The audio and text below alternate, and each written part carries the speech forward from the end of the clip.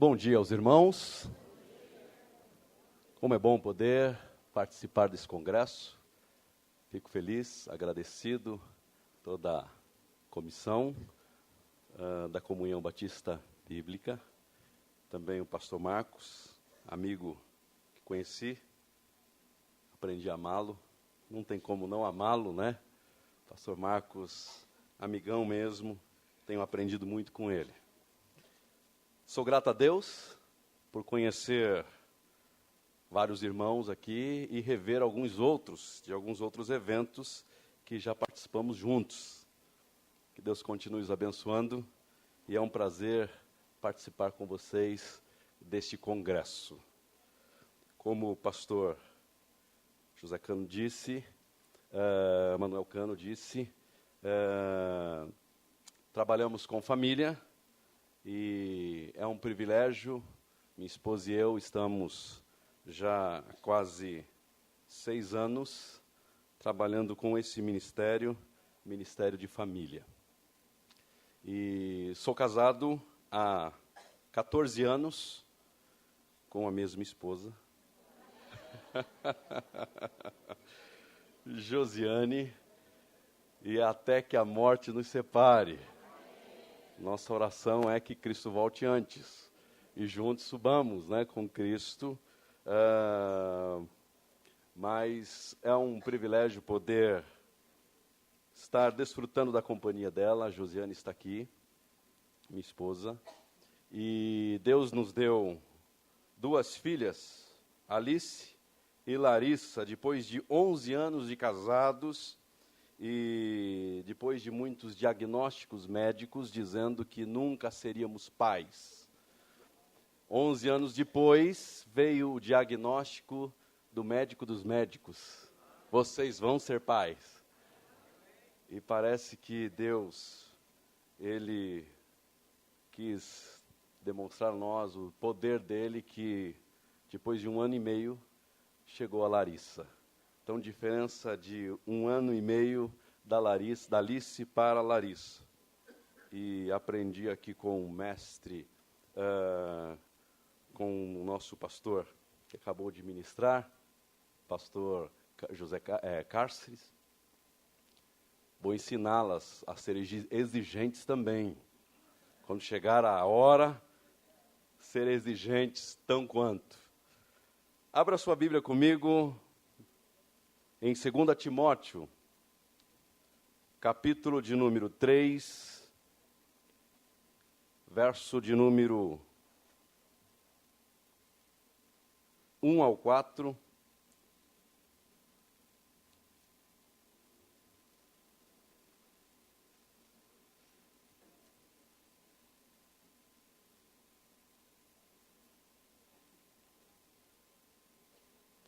E depois o capítulo 4, verso de número 5. Quero falar a respeito de família usando esse texto. Talvez você esteja perguntando o que esse texto tem a ver com família. Explicitamente, talvez pareça não ter nada a ver, mas implicitamente tem tudo a ver. Porque aqui Paulo está ensinando o seu filho Timóteo a respeito de como exercer fielmente o seu ministério. E todos nós que aqui estamos hoje, casados, temos um ministério. E o nosso primeiro ministério chama-se família. E o apóstolo Paulo ensina a Timóteo a como exercer fielmente o seu ministério, dando a ele alguns conselhos e pré-requisitos para que esse ministério seja feito de forma fiel. E nós vamos pegar esses conselhos que o apóstolo dá ao seu filho Timóteo e aplicá-los ao nosso contexto de palestra sobre família nesta manhã. Capítulo 3, verso de número 1, o apóstolo Paulo escrevendo a Timóteo, a segunda carta de Timóteo diz assim: sabe, porém, isto, que nos últimos dias sobrevirão tempos trabalhosos, porque haverá homens amantes de si mesmo, avarentos, presunçosos, soberbos, blasfemos, desobedientes a pais e mães, ingratos, profanos, sem afeto natural, irreconciliáveis, caluniadores, intemperantes, cruéis, sem amor para com os bons, traidores, obstinados, orgulhosos, mais amigos dos deleites do que amigos de Deus. Capítulo 4, verso de número 5. Mas tu, sê sóbrio em tudo, sofre as aflições, faze a obra de um evangelista e cumpre o teu ministério. Curve a tua fronte, oremos.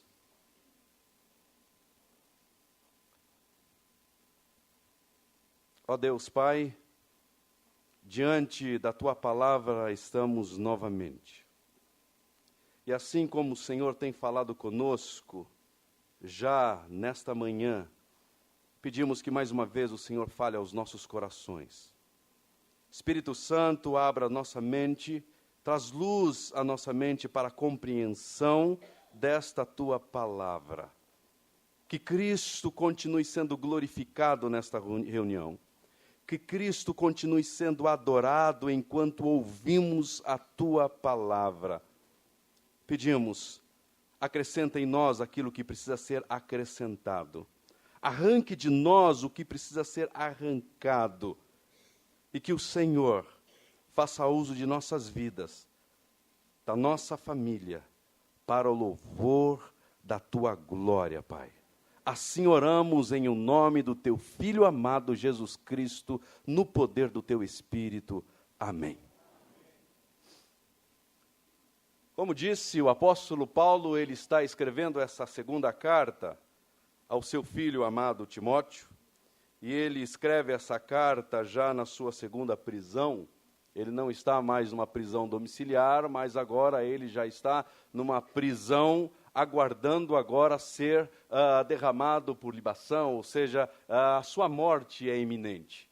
E ele então resolve escrever as suas últimas palavras para o seu filho, dando instrução a ele de como exercer fielmente um ministério. Como agradar a Deus como aquele que serve fielmente na obra deste Deus. E o apóstolo Paulo, então, ele vai tecendo os seus argumentos. Quando chega no capítulo de número 3, ele pinta um quadro para Timóteo, mas esse quadro não é um quadro bom. Ele não pinta um quadro agradável de como seriam os homens dali por diante. E o apóstolo Paulo, então, ele não querendo enganar, ele não querendo iludir o jovem Timóteo, ele diz assim: Timóteo, eu vou apresentar a você que tipo de pessoas virão, e que tipo de pessoas estarão sobre a sua batuta, que tipo de pessoas estarão sobre a sua liderança. E o coração dessas pessoas são assim, Timóteo, porque o coração delas vão ser corações voltadas para si. Saiba, Timóteo, que sobrevirão dias trabalhosos, tempos trabalhosos, tempos difíceis. Paulo irá retratar aqui o problema crucial da humanidade e o desafio que está por vir àqueles que desejam exercer seu ministério de forma fiel. Paulo chama Timóteo à realidade dos fins dos tempos, apresentando uma lista de como os homens são e serão. E esta lista, ela só é menor se comparada a Romanos capítulo 1. Paulo não esconde de Timóteo a situação que enfrentará. Paulo diz em sua carta a esse amado filho: nos últimos dias sobrevirão tempos difíceis. Trazendo essa verdade para o nosso propósito de palestra, de ministração nessa manhã, trazendo esta verdade para o nosso ambiente de casados, de casais, de família, podemos dizer que nos últimos dias sobrevirão tempos difíceis para a permanência de um casamento bíblico. A ideia aqui que Paulo expressa e escreve é de um tempo violento que castiga, que opõe, que diverge e é brutal, fortemente opositor às verdades bíblicas. Comentarista chamado Warren Wiersbe, ele vai dizer o seguinte, que estes últimos dias que sobrevirão serão dias onde a incitação das trevas serão mais evidentes e cruéis, opondo-se violentamente contra os propósitos de Deus. Vemos estas verdades de viver os últimos dias em nossos dias. Vemos esta verdade quando o assunto é casamento. Nunca houve tempo onde os matrimônios, onde os casamentos, de forma tão cruel, estão sendo atacados. O tema casamento nunca foi tão deturpado como em nossos dias. O projeto maravilhoso de Deus, estabelecido no Éden, está sendo banalizado e desconfigurado. Em nossa cultura, aquilo que era para ser anormal, que era para ser normal, se torna anomalia. Aquilo que tempos atrás era normal, homem e mulher permanecendo-se casado até que a morte os separe, hoje é algo anormal. Quando você encontra um casal e diz, estou casado há 30 anos, ou fazendo as bodas de ouro, 50 anos, hoje, para a nossa sociedade, essa pessoa está vivendo uma anormalidade. Em nossa cultura contemporânea, o que era visto normal tornou-se anomalia.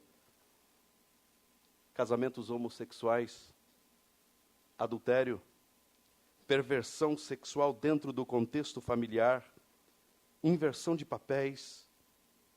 Nunca foi tão desafiador, e eu estou vivendo isso agora, a educação dos filhos. E olha que eu estou começando. Nunca foi tão desafiador. O divórcio, algo odiado por Deus, é recebido e celebrado por cristãos como sendo algo normal.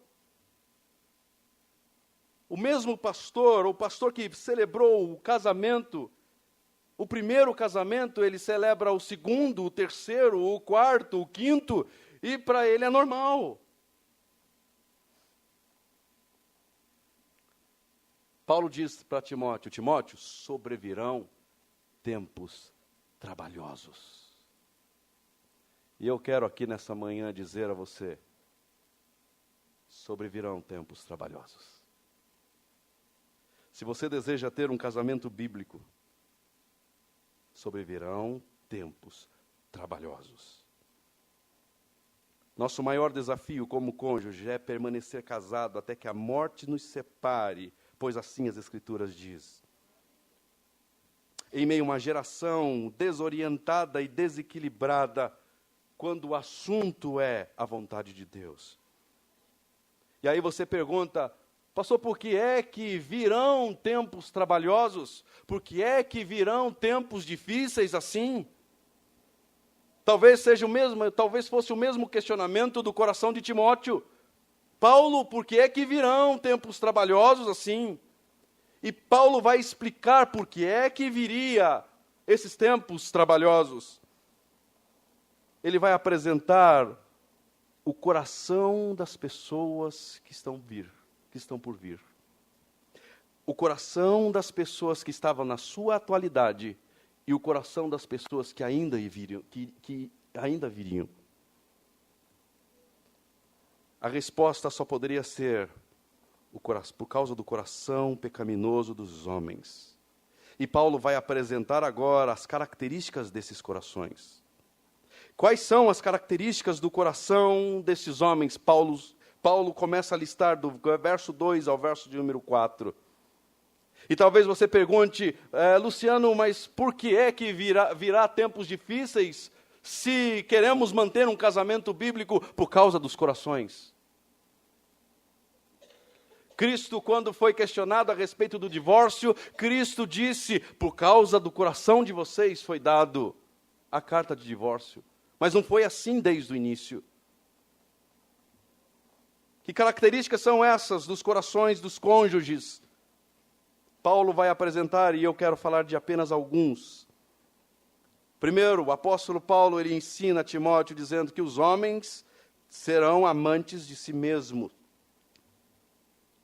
Porque casamento bíblico será difícil, desafiador? Porque o coração dos cônjuges serão corações amantes de si mesmos. Corações egoístas, cônjuges egoístas. Cônjuges que só se preocupam com seu bem-estar, adoram a si mesmos, são idólatras da sua própria imagem, são narcisistas. Cônjuges que cantam diante do espelho, grandioso és tu.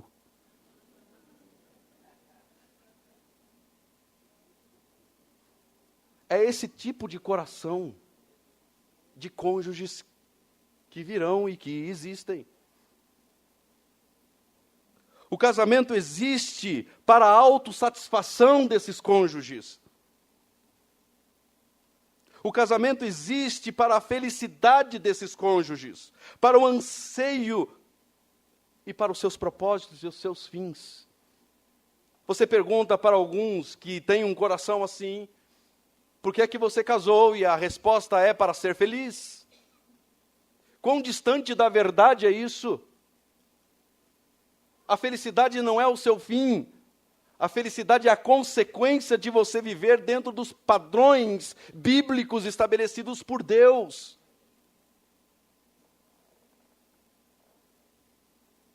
Alguns melhorzinhos dizem ainda, eu casei para fazer o meu cônjuge feliz. Os melhorzinhos vão dizer aí. Mas somente os bíblicos vão dizer, eu casei para a glória de Deus. Cônjuges egoístas não pensam assim. Porque o casamento existe para a sua autorrealização. O egoísmo é o pecado base para o surgimento de outros pecados. Por isso que o apóstolo ele começa dizendo, amantes de si mesmos. Amam a si mesmos, estão preocupados consigo mesmos. Segunda característica dos cônjuges. E o apóstolo dá a característica dos homens, e nós aplicamos para o casamento, para os cônjuges. Cônjuges que vivem de aparência, jactanciosos, presunçosos. Na origem da palavra, traz a ideia de contador de vantagens. Aquele que conta vantagens. Homens que se dizem uma coisa e vivem outra. Pessoas que proclamam virtudes que não têm, desejando ser mais ricas que as outras, mais sábias que as outras, mais fortes que as outras, mas que na verdade não são. A pergunta é, você conhece cônjuges assim? Quantos cônjuges vivendo dessa forma? Terceira característica, o apóstolo apresenta o coração de homens, e hoje eu apresento o coração dos cônjuges, cônjuges soberbos, arrogantes. É aquele que olha com desdém para a habilidade do seu próximo mais próximo, ou seja, olha ao esposo que olha para a sua esposa, olha para a habilidade dela e vê as habilidades dela com desdém. É a esposa que olha para o esposo e vê as habilidades dele com desdém. Ela é a melhor. Ele é o melhor. Falta-lhe humildade na tratativa com os outros. Sempre os feitos dos outros são depreciados comparado aos seus. Quarta característica, cônjuges intemperantes. que não tem domínio de si. Traz a ideia de uma pessoa escrava de si, escrava da língua, escrava dos sexos, das drogas, dominado pelas paixões, desejos e vícios. Quinta característica, cônjuges irreconciliáveis ou implacáveis. Traz a ideia de uma pessoa sem acordo, sem perdão, irreconciliável, cheio de ódio para com os outros. Sexta característica, cônjuges caluniadores. No grego, aparece uma palavra que diz diabolos, caluniador. É a mesma palavra que o apóstolo usa. É aquele que espalha contenda entre pessoas, seja na família, seja na igreja, seja no trabalho. É a figura do cônjuge que está de volta, voltando, saindo da igreja, voltando para sua casa e começa a falar mal da igreja, fala mal do pastor, fala mal dos hinos e esquece que os seus filhos estão atrás, no banco de trás, ouvindo tudo, estão caluniando. Sétimo, cônjuges cruéis. É a ideia de uma fera selvagem que não tem nenhuma sensibilidade nem simpatia. É a figura do homem e da mulher que com palavras e ações apenas fere o seu cônjuge. Homens que lideram suas esposas como um capataz lidera um escravo. Deus chamou você, homem, para ser o líder da sua casa, mas ser o líder como Cristo. Lidere a sua esposa como Cristo, usando Cristo como exemplo. Ele é o esposo exemplo que cobra com amor, ensina com amor, repreende com amor, exorta com amor, se oferece por amor. Amar não é demonstração de fraqueza. Amar é uma demonstração de força. Mulheres, não se rebele contra a liderança do seu esposo. A mulher cruel e a mulher implacável, ela se rebela contra a liderança do seu marido. Você pode até parecer aos olhos das suas amigas como a mulher mais forte, como a mulher que coloca os seus desejos, as suas opiniões, as suas vontades, impõe as suas vontades. Mas saiba que diante de Deus você não passa de uma Jezabel, mandona e rebelde, disputando o lugar de desprezo aos olhos de Deus com uma feiticeira.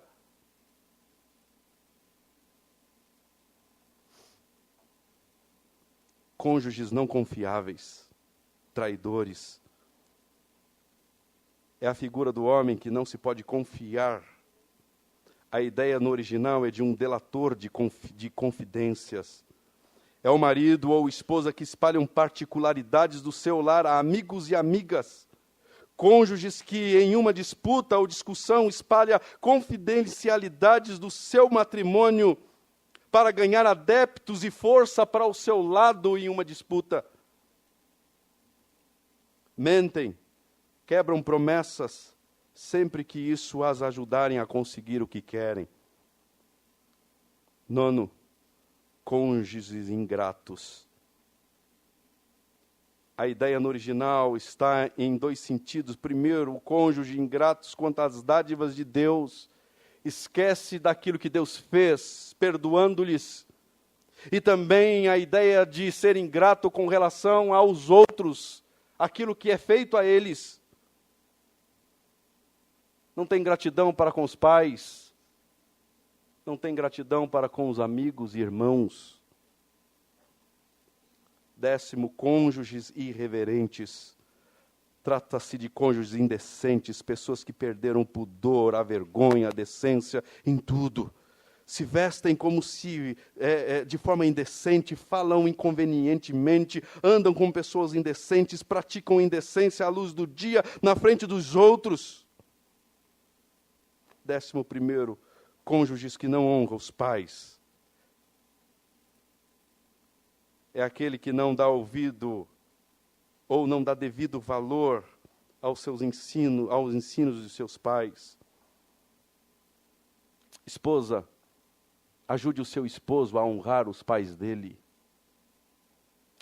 Esposo, ajude a sua esposa a honrar os pais dela. Qual foi a última vez que você, esposo, saiu para comprar um presente para os seus sogros, sogras, que não fosse lembrancinhas?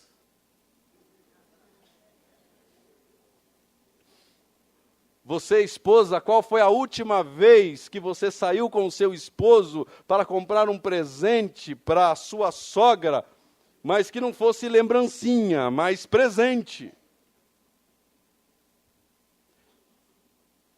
Homens desobedientes, que não honram pai e mãe. Ajude o seu esposo, ajude a sua esposa a honrar os pais dela, os pais dele. Pois isso é mandamento de Deus, e mandamento com promessa.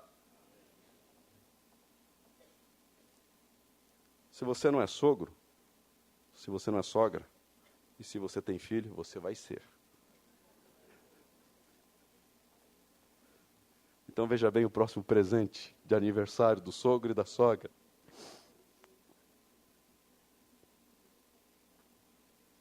Décimo segundo, o apóstolo Paulo apresenta cônjuge sem afeto, ou homem sem afeto natural, e a gente aplica para o nosso contexto cônjuge sem afeto natural. Cônjuges que não sentem mais prazer em estar juntos. Seja para um passeio, para uma simples conversa agradável, a mesa de jantar já não é mais agradável, já não sente prazer de estar à mesa com os seus cônjuges. 13º, cônjuges avarentos. Cônjuges que amam a prata, não estão dispostos a abençoar o reino de Deus por causa da avareza em seus corações. O dinheiro é o seu Deus, e é um Deus mais adorado. Casamentos hoje são realizados em funções de dinheiro, desfeitos por causa de riquezas. As pessoas matam por causa de riquezas, as pessoas morrem se arriscando no anseio por riquezas. E o apóstolo Paulo está mostrando isso a Timóteo, como é o coração desses homens. E hoje a gente está vendo como é o coração dos cônjuges. Em resumo, o apóstolo Paulo mostra homens egocêntricos, desenvolvendo relacionamentos egocêntricos, que amam a si mesmos, amam os prazeres, amam o dinheiro, são mais amigos dos prazeres do que amigos de Deus. E aí você diz, ok, esse quadro todo pintado do coração humano é daqueles que estão longe, que não estão inseridos no nosso contexto de igreja. Talvez você diga, esses aí realmente são os incrédulos. Mas o apóstolo não está falando dos de fora, o apóstolo Paulo está falando daqueles que estão dentro, que o Timóteo vai encontrar com eles. E o seu e o meu coração tem a potencialidade de desenvolver tudo isso aqui que o apóstolo listou. Porque o seu coração e o meu coração, longe de Deus, está perdido.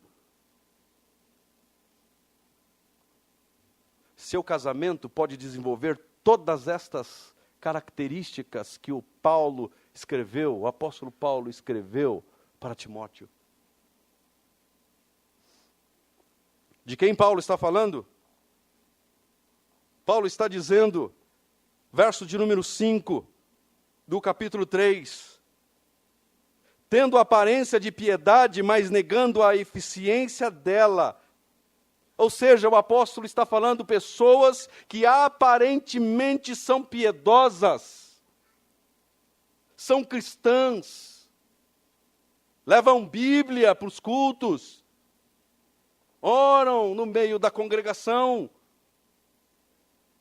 Mas o apóstolo diz, estes você vai conhecendo, caminhando com eles, e você vai percebendo que é apenas casca, tendo aparência de piedade, mas negando-lhe a eficácia dela.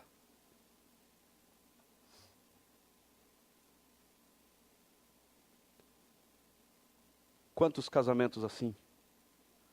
Quantos casais na igreja chegando, parece ser o casal maravilhoso, mas quando você se aproxima aos poucos, você percebe que é apenas casca, fachada.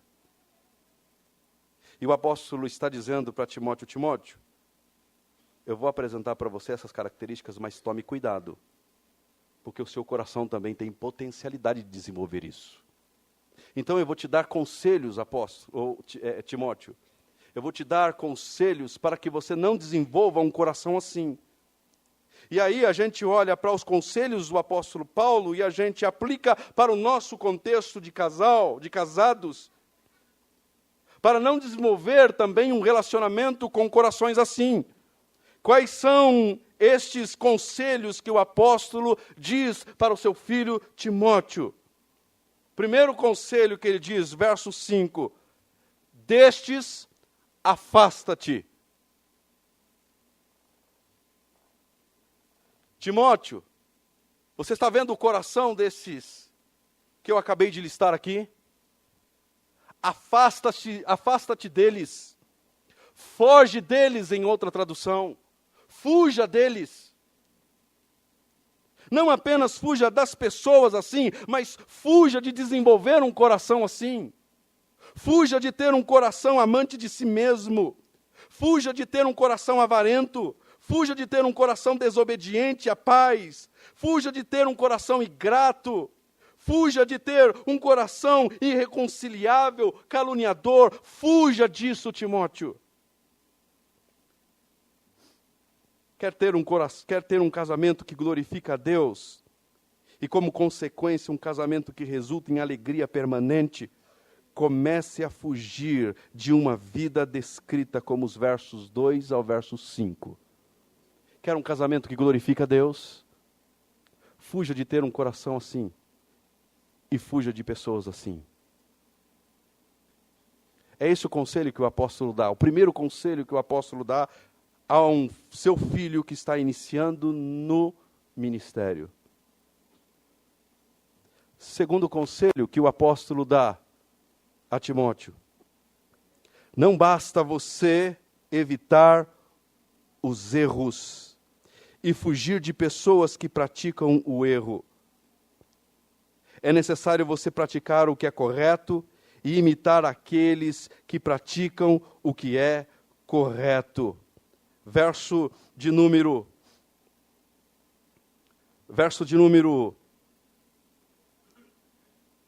11.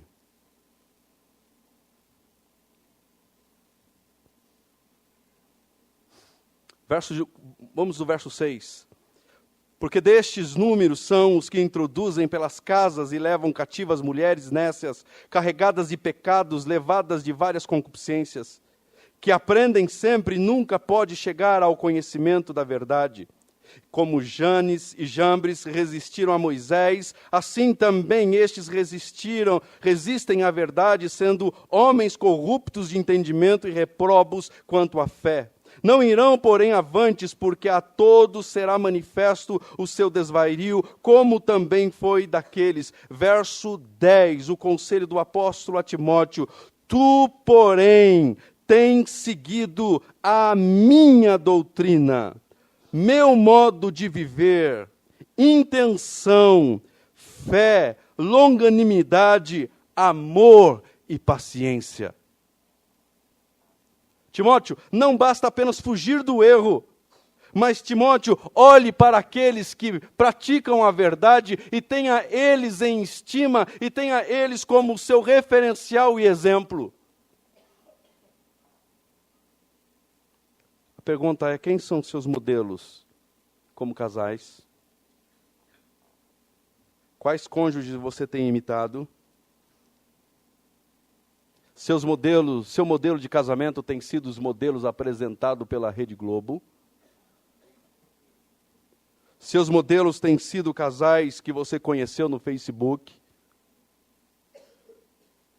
Seus modelos têm sido casais apresentados nas revistas. O conselho do apóstolo Paulo é: Timóteo, olhe para mim. Olhe para o meu conselho, olhe para a minha conduta, olhe para a doutrina, olhe para o meu modo de viver. Em outras palavras, Paulo está dizendo para Timóteo: Timóteo, procure referenciais dentro da comunidade que você possa se espelhar. Procure na igreja casais que possam contribuir para o seu crescimento. Procure casais que vivem em contato com as Escrituras e frequentemente assíduos na igreja. Procure casais que enfrentam os mesmos desafios que você enfrenta, assim, e mesmo assim demonstram um amor maior um para com o outro. Timóteo, procure referenciais. Terceira característica, ou terceiro conselho que o apóstolo Paulo dá a Timóteo. Não apenas escolha os melhores modelos, mas permaneça nas verdades que você aprendeu. Verso de número 14. Tu, porém, permanece naquilo que aprendestes, e de que foste inteirado, sabendo que tens aprendido, de quem tens aprendido, e que desde a tua meninice sabe as sagradas Escrituras, que pode fazer-te sábio para a salvação pela fé. Toda a Escritura é divinamente inspirada, proveitosa para ensinar, para repreender, para corrigir, para instruir em justiça, para que todo homem de Deus seja perfeito e perfeitamente instruído para toda boa obra. O que pode trazer firmeza ao seu casamento não é a opinião de um especialista matrimonial que nem conhece Cristo. Quem pode trazer firmeza e estabilidade para o seu casamento não são as argumentações de psicólogos. A única coisa e a única palavra que pode trazer estabilidade à sua vida conjugal é a palavra de Deus. Fuja de qualquer outra argumentação. Fuja de qualquer outro ensino que esteja contrário às Sagradas Escrituras.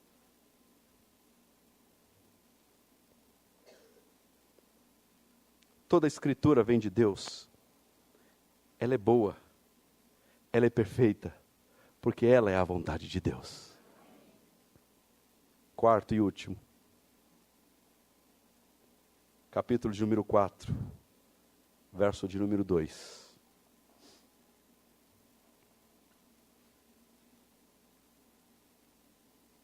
Que pregues a palavra. Inste a tempo, fora de tempo, corrijas, repreendas, exortes, com toda a longanimidade e doutrina.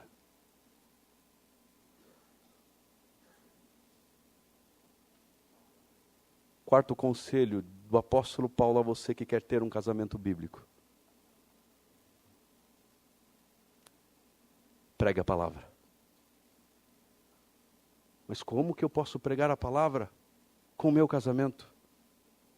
Vivendo a palavra no seu casamento. Se tornando a palavra no seu casamento. Pregue a palavra no seu casamento. Como é que eu faço isso? Como que eu posso pregar a palavra no meu casamento vivendo? E o que é que eu posso viver? Como que eu posso pregar essa palavra no meu contexto de casamento? Pregue a palavra e mostre a origem do seu casamento. Deixe bem claro que casamento não é invenção humana. Deixe claro que casamento é originado em Deus.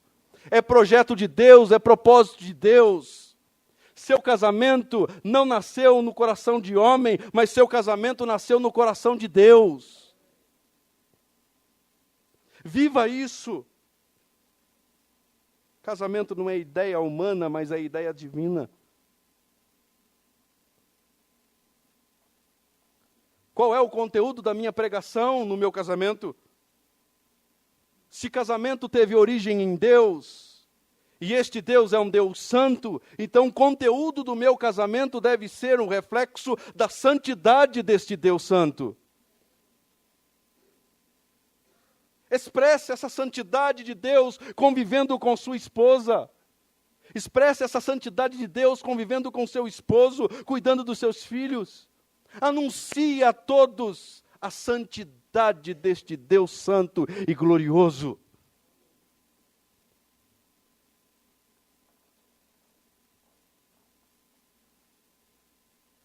E qual a finalidade da pregação deste conteúdo do meu casamento?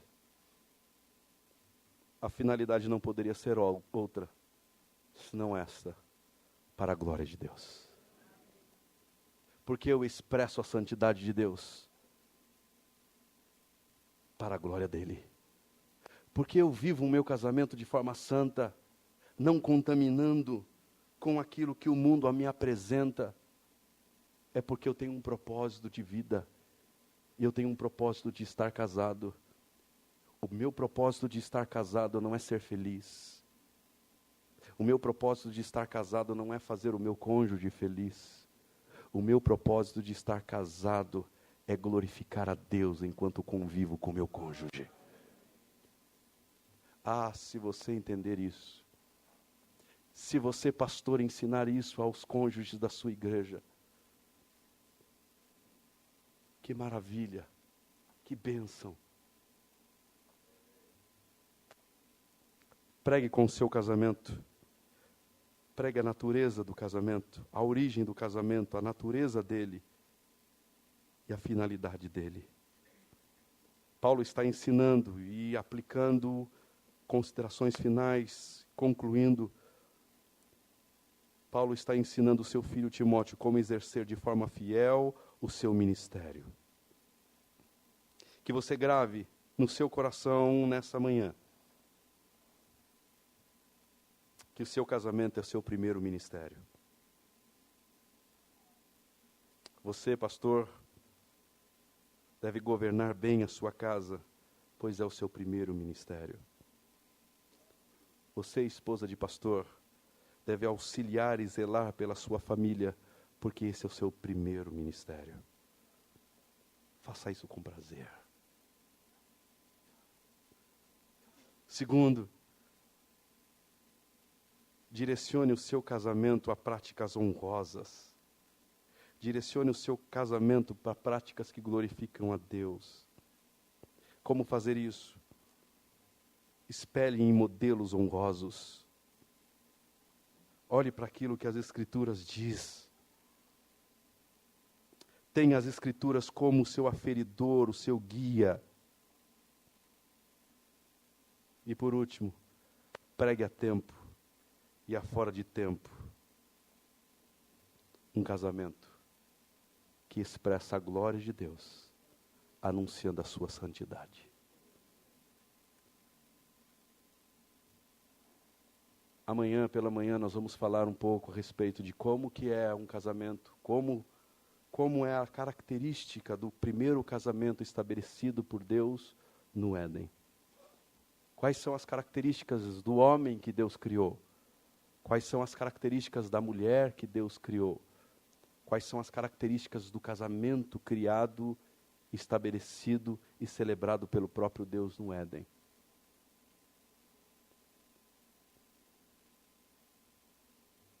E o foco não será outro, senão esse. Casamentos criados para a glória de Deus. Vamos orar? Curva a tua fronte.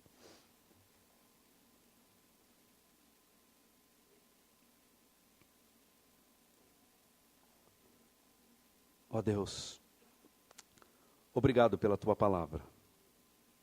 Obrigado por nos ensinar como desenvolver um casamento que glorifica ao Senhor.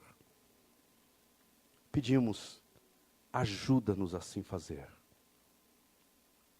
O nosso coração é um coração que longe do Senhor é capaz de fazer atrocidades. O nosso coração é um coração que se desvia com facilidade do teu propósito. Nós pedimos auxilie-nos, ajuda-nos, Senhor. Pois tempos difíceis estamos vivendo, onde a família está sendo atacada de forma tão cruel. A mídia está tentando desestruturar famílias. Organizações e mais organizações são criadas para desestabilizar o projeto que o Senhor realizou no Éden. Portanto, nós pedimos, ajuda-nos, auxilie-nos, para que possamos viver para louvor da Tua glória. Ensina-nos a ser esposos que glorificam o Senhor, enquanto cuida das nossas esposas. Ajude as esposas a serem esposas que auxiliem os seus maridos para a glória do Teu nome.